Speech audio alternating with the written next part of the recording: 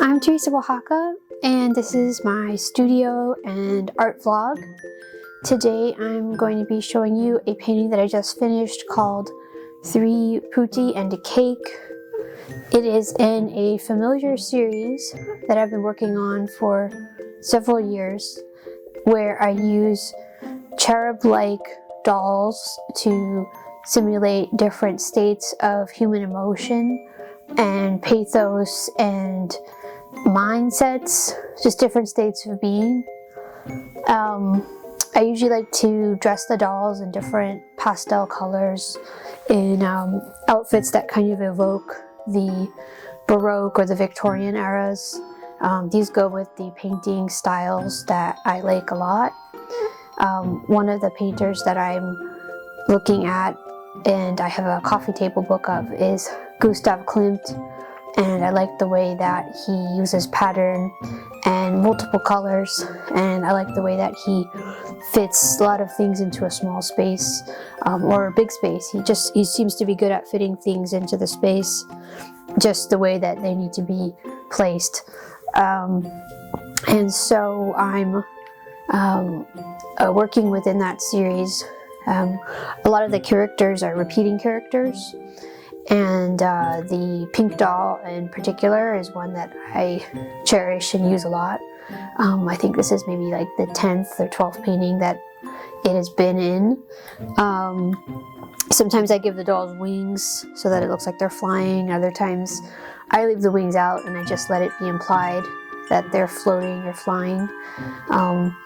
This painting has a blue background, and it's somewhere between a drapery with folds and sheen, and then it's somewhere between a empty expanse of blue, and that blue could be seen as a water, or it could be seen as some kind of sky. So in previous artworks I've used this, and I've had both fish and birds in this same blue expanse at the same time.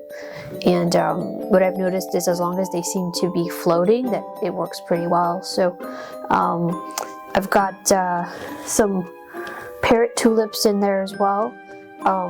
Those are probably what inspired the whole piece. The parrot tulips are evoking Dutch still lifes, and I happened to be doing my grocery shopping, and I found a bouquet of bright, vibrant yellow and red parrot tulips, and those just made me think of paintings of old, and I thought, oh, I need to make something for this. So I had those, and then I had a bunch of other more classic sort of like pink and green and white tulips, and some green and white ones. That's a new favorite. Those are going to be appearing in several paintings as well. The green and the white. There's purple. Basically, there's just a bunch of parrot tulips. And for those of you who don't know what parrot tulips are, there's been I think ever since the Dutch tulip craze, there's just been this breeding of tulips to create interesting new varieties. Actually, I had a tulip craze myself this year. I ordered a lot of tulip bulbs, and I've planted some, and others I've put in the refrigerator so that I can grow indoors in forcing vases. So I hope to have a steady supply of tulips for my artwork in the year to come.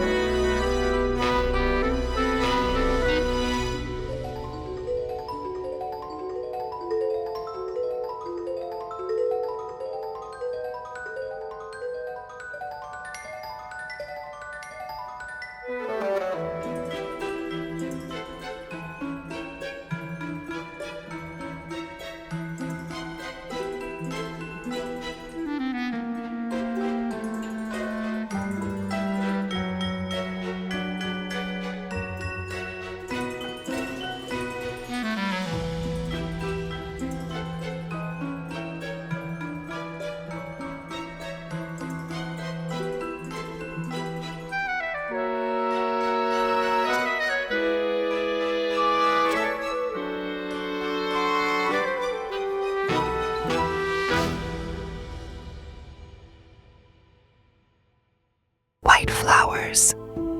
Where cherubs tread, the white flowers rise, pale ghosts of light with sightless eyes. They bloom in hush, in haunted air, their breath a prayer, their roots a snare. The wind, a whisper, bends them low, yet still they gleam as angels go. Soft-footed steps on trembling ground, where echoes hush, where none are found. In halls of art, they drift, they bloom, their fragrance cold as marble tombs. They curl in frames where oil still gleams and ghost the glass of gilded dreams. They spill from statues, white and slow, through empty rooms where no one goes. They thread through time, through paint and dust, a hush of wings, a breath of trust. In cabinets of brittle grace, they wind through lace and China's face, through porcelain girls with frozen hands, through Fabergé's enameled strands. They press against the glassy gleam of teacups poised in midday dream, and in their hush, the past returns, a pale regret that wilts and yearns. Oh, pale regret that wilts and yearns. Oh, regret that wilts and yearns. Oh, cruelly white, they drink the frost, unfazed by death, untouched by loss. 1,000 petals, paper thin, unfold where wings have brushed the wind. And if you pluck one, hush your breath. It bleeds with silence, hums with death. For where they bloom, the sky is torn, and something watches, pale, so pale, reborn.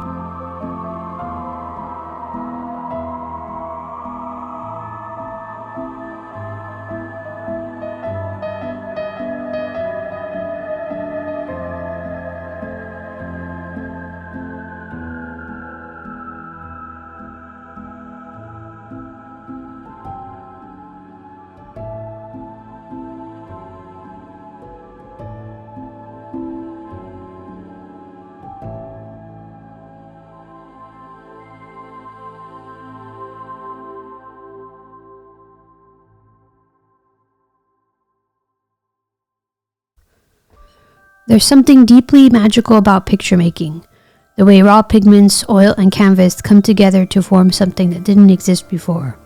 It's an ancient, almost alchemical process, turning earth and minerals into light and space, into form and feeling. Working in the studio is its own kind of ritual. The squeeze of paint from the tube, the slow grind of a palette knife mixing color, the scent of linseed oil hanging in the air. It's tactile, physical, a dance between control and surrender as you lay down strokes, wipe them away, build them up again.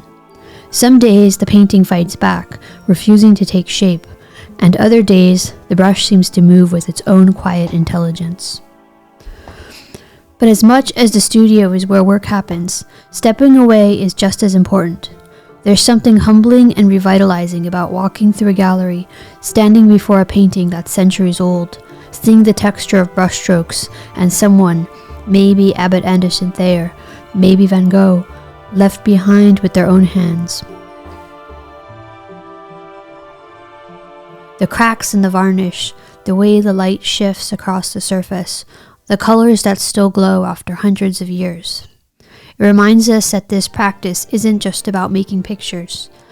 It's about being part of something bigger, a lineage of artists stretching back through time. Stepping into these spaces, seeing great works up close, changes how we approach our own work. You start to notice things, how light falls on a subject, how composition guides the eye, how bold or delicate a single stroke can be. It fuels the fire, sparks new ideas, and brings a fresh perspective back to the studio. The goal isn't to copy or chase perfection, but to absorb, to translate what moves us into our own language. Because at the heart of it, painting isn't just about technique. It's about seeing, feeling, and distilling the world through our hands. That's what keeps the love of painting alive.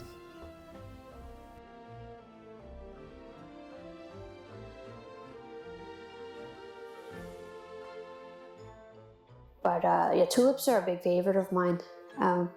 They're also like surprisingly easy to paint. If you've ever tried to paint flowers, some flowers like roses, they're very difficult and take a long time. And others like tulips, they seem to just kind of, whip them right out. So, but that's not why they're my favorite. It's funny that they're like that. I feel like tulips have a kind of snake-like shape. They're very sinuous. I like to take off some of their leaves so that you just get this kind of long, slimy looking like yellow-green stem, which I try to paint some viridian like hues into to get a little bit of a cooler green, and then you get this wonderful like tulip shaped flower. The tulip shaped flower, it reminds me of that movie. It was a horror movie where there was this plant that would eat people, and it got huge. It was always going, feed me, feed me. But anyway, it has that kind of mouth, like it looks like it could open and just eat something, like eat a mouse or something. It's kind of funny. Nothing's happened like that with my paintings yet. Though I did paint some roses that had eyeballs in the center, so that was kind of fun. But the tulips so far have just been decorative and beautiful. Yeah, the cake is also something that appears in a lot of different series. It looks like a sundial to me, or a clock, because of its roundness, and sometimes there's a piece missing, like whether the piece is symbolizing missing time, or maybe the clock striking a certain hour. I'm not sure. Sometimes the cake is whole, sometimes it's missing pieces. I just love layering textures and adding the sprinkles on. Like, that's a really fun part for me. All the colors that are in the cake, they can sort of make their way around the whole painting as well. So I like to balance a lot of colors in my paintings when I work, so that there's a little bit of counterpoint. And the cake is a great way to just kind of hold and make all those colors really plain and obvious and flat, so that, if you're painting human skin or a bird's wing or a satin dress, it might have a color, say pink, but once you actually get the reflections and the sheen, it doesn't really look pink anymore. It kind of looks like oranges and purples and blues and greens. That's actually another interesting thing about the style of painting I pursue. It is Old Master inspired, so it is Baroque and Victorian era inspired, but I do have more of a modern 21st century color palette, and with that I use a lot of broken color tones. So like I said, a pink dress can end up having a whole rainbow of colors within it. This actually makes it a lot harder to finish paintings. They can take a long time. It's actually funny, the only reason I have this painting done is because I had to finish it for a show competition deadline. Otherwise, I think it would have just kept going for a long time. I think I might have started this painting almost 2 years ago. It's not unusual for that to happen. A lot of my paintings take a lot of time. They have a lot of layers, and the details can take up time as well. And I tend to work on several paintings at once, so maybe 20 at once. And so there's always something starting, there's always something that's in the middle, and the middle is like the majority of the painting phase, and then there's always something being finished. And that's what we have here today. We have a finished painting. So I wouldn't say I rushed it, but it definitely helped to have that little bit of a deadline. So I'm happy about that. And it'll be fun to find a frame for this one. I think I'm gonna do one of those frames with the little bead pattern that kind of repeat. I like them. They're not too heavy and not too big. Big frames can be nice, but sometimes they're a little bit of a trouble to ship, or they just take up too much attention from the work. So I'm gonna go with a nice light pastel frame if I can. That should fit the work nicely. Yeah, framing my work is always interesting. I started to develop my own species of frame that I called the House of Oaxaca frame, and that seems to go with all the colors and that klimt-like patchwork of details. Otherwise, I sometimes just go with a gold frame. On occasion, I've gone with a checkered frame, which I really like as well. The black and white sets the colors off nicely in my work. It's so funny, I was at the museum, the National Gallery of Art, the other day, and I was there with my boyfriend, and we were looking at the modern section. So they have a west wing and an east wing, and the east wing still has some, which would call representational artworks. So they have some Toulouse-Lautrec and Picasso, and they have one Gustav Klimt painting. And granted, it's not one of his like better known paintings. It's sort of like a child at the top of a bunch of rags, like it's on top of a bunch of blankets and stuff, really neat. But when you actually see the surface quality doesn't look that worked. It's pretty flat and rough, and not as polished. My boyfriend said, well, it looks like you guys, and you guys being contemporary artists, I guess, looks like you guys put way more work into your art than these old masters did, which I thought was kind of funny. That's not always the case, but it is true that, if you're looking at art in books and on the internet, that kind of flat, shiny surface of the screen or the glossy page can trick you into thinking that paintings were a lot more overworked than they really were. So, but I like to think my paintings are somewhere in a happy middle, where they have a nice bit of texture and a nice bit of finish as well. I'm not unhappy with the surface quality of my work, but that made me feel a little better about calling this piece finished, because I for sure could have worked it a little more. Not sure if that would have made it better though, but there it is. 3 putti in a cake. 3 putti in the garden stood, their hands as light as air. Upon a stone of marble white, a cake beyond compare. Its golden crust was soft with sun, its cream as pale as day, and sugar roses crowned its form in bright and sweet array. Parrot tulips, bold and proud, with ragged silken lips, bent low to glimpse the sugared round between the cherub's sips. One plucked a blossom from its stem and pressed it to his chest. Another, laughing, swirled his hand through cream, his fingers blessed. The third, with solemn, steady gaze, did lift a silver knife, and with a whisper through the crust unraveled cake and life. The tulips shivered, shadows swayed. As petals brushed the ground, the songbirds wove a fleeting tune. A hush, a hollow sound. The putti ate, the garden watched. The world grew soft and bright, as sunlight laced through petaled hands and melted into night. The golden-haired young girl drew near, her eyes both wide and blue. She traced the crumbs, the empty plate, and knew what time must do. The putti laughed, their voices light, yet shadows lingered near.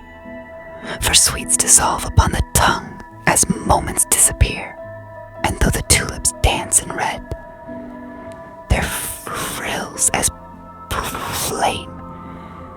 The cake is gone, the feast is done, yet echoes still remain.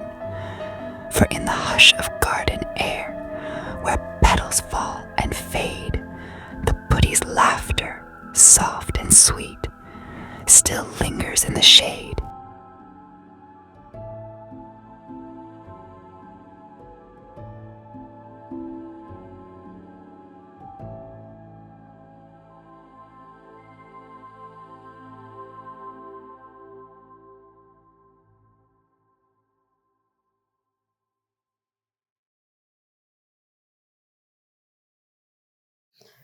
Poetry has been a new theme in my work since about 2 years, maybe 3.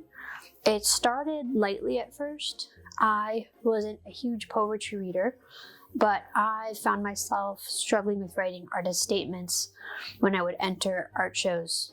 And when you enter jury shows, there's usually a section in the entry form where you can write something, and it has to be 100 characters. It's like very short. And I noticed that if you actually write something, you have more of a chance of getting selected for the show. And so I had fun time making these stream of consciousness artist statements. And it happened by accident at first. I had misread or misunderstood what 100 characters meant, and I thought that they meant you get 100 words. And it was just letters, and the spaces counted, and the periods and the apostrophes counted, and I thought, oh no.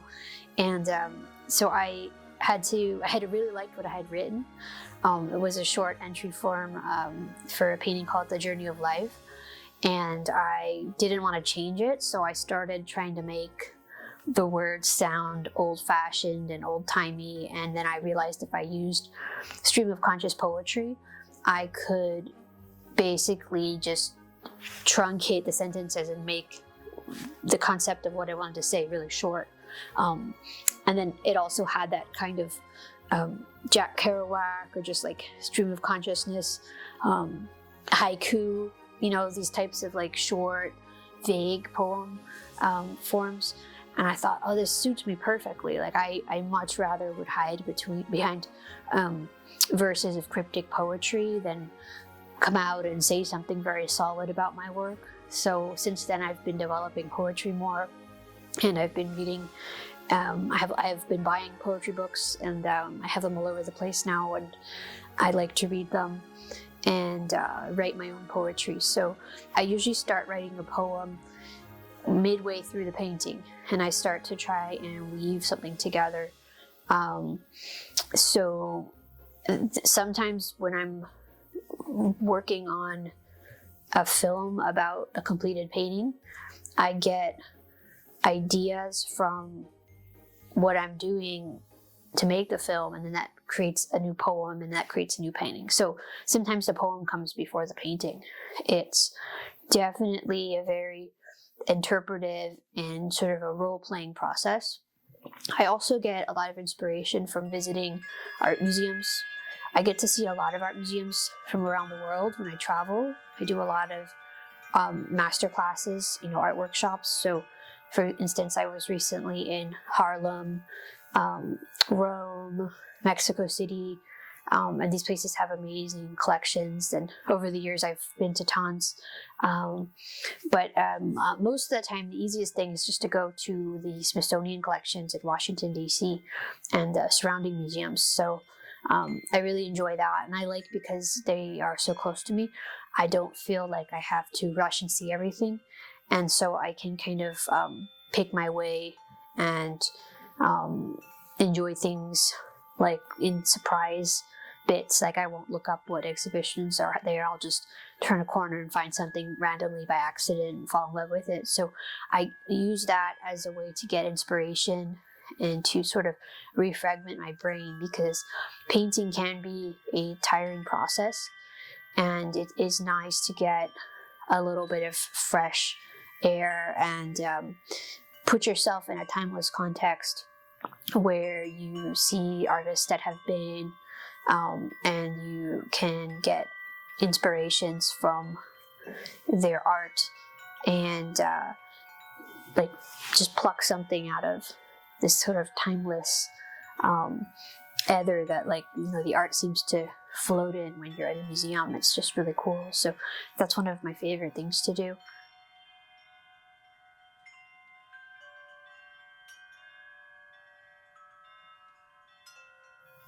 Yeah, this painting actually has 3 poems associated with it.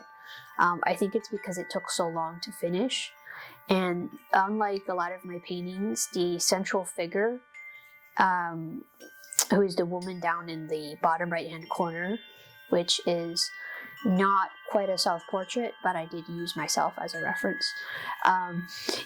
Because of that, because I sort of modeled for my own painting and didn't take self-portraiture into account very strongly, there isn't a terrible traditional main focus to the piece. It's like the cake is the focus, or the flowers are the focus, or the swirl of birds and petals. And so I think that it needed several different poems to kind of evoke what was going on there. And they definitely helped me to understand what was being spoken in the paint strokes. Another one of my inspirations, there are many, is the 19th century artist John Singer Sargent. Another great artist who you can find in museums everywhere. He just has such wonderful brushwork and colors, and though he does paint a lot faster than I do, and I would probably like to start painting a little quicker, just so I can say more. He's got such a fluid use of color and paint, and so even though I like patterns and I like Gustav Klimt's late work, I would feel amiss to not try and use the paint as that kind of rich consistency that it has, and to not use the transparency and the textures and the depth you can get out of finding not just bright tones, but like muted tones, pastel tones, grays, deep, rich, jewel-like darks. Like, I really enjoy the tactile quality of paint.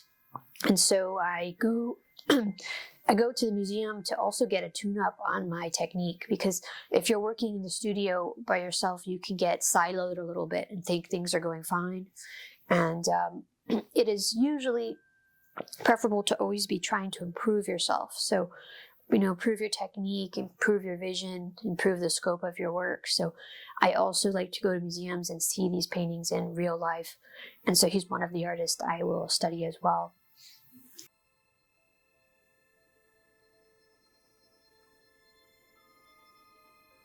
Inside the paintbox, they flit in frilled and pastel veils with bonnets bowed and breath so pale. Their hands like hush, their feet like mist, a whispering touch, a phantom kiss. They bring the blue that hums and sings, stolen from lost, sun-feathered wings. A sapphire theft, an Aztec crime that shivers still in pools of time. Their fingers drip in malachite, green as cathedrals drowned in light, and Tyrian purple, dark as veins. Unspooled from kings, from ocean stains, they press crushed cochineal so red, the bloom of gods, the stain of dead. A scarlet hush, a petal's wane, a breath of fire in drying rain. Rose madder pools and porcelain shells, blushed like the dusk, like chapel bells. While gamboge burns in yellow light, a sunbeam caged in resin's bite. They pluck Verona's earthy green, from buried veins, from stones unseen, and dust their cheeks in ultramarine, a lullaby in lapis sheen. A whisper spills of dragon's blood, a lacquered red, a molten flood, while orpiment, in poison bright, still flickers like a dying light. They gather hues both lost and rare, a violet drawn from twilight air, indigo pressed from midnight's throat, a shadow spun in silk and smoke. They sift Venetian red so deep, a memory dusted out of sleep, and stroke the lead white, soft and cold, a winter breath in powdered gold. From ochre's glow to verdigris, they dance with spectral tapestries, each pigment plucked, each color spun, from dying stars and drowning suns. And carmine trails where cherubs tread, a crimson thread, a painter's dread. For every hue they steal and spin holds echoes of what might have been. And when you wake, your brush will know the hush of wings, the afterglow. For cherubs pass where colors gleam and leave their ghosts inside the dream. But not all hues are heaven-kissed. Some crawl from crypts of amethysts, where kobolds lurk in candles' breath, and spin their gold from dust and death. They mine the deep where light won't tread, where oars lie still and rivers bled. They crush the earth to summon stains, the ghost of fire, the blood of veins. They scrape vermilion from the stone, a cursed glow, a dying moan. They grind realgar, bright and dire, a sulphur bloom, a funeral pyre. They carve the caves for azurite, a fractured sky in frozen night, and hoard their hoard of cinnabar, a poison kiss, a wound, a scar. Yet cherubs come with careful hands to steal from shadows' cruel demands. They pluck the light, they leave the rest, and paint the world in heaven's vest, and carmine trails where cherubs tread, a crimson thread, a painter's dread. For every hue they steal and spin holds echoes of what might have been. And when you wake, your brush will know the hush of wings, the afterglow. For cherubs pass where colors gleam and leave their ghosts inside the dream.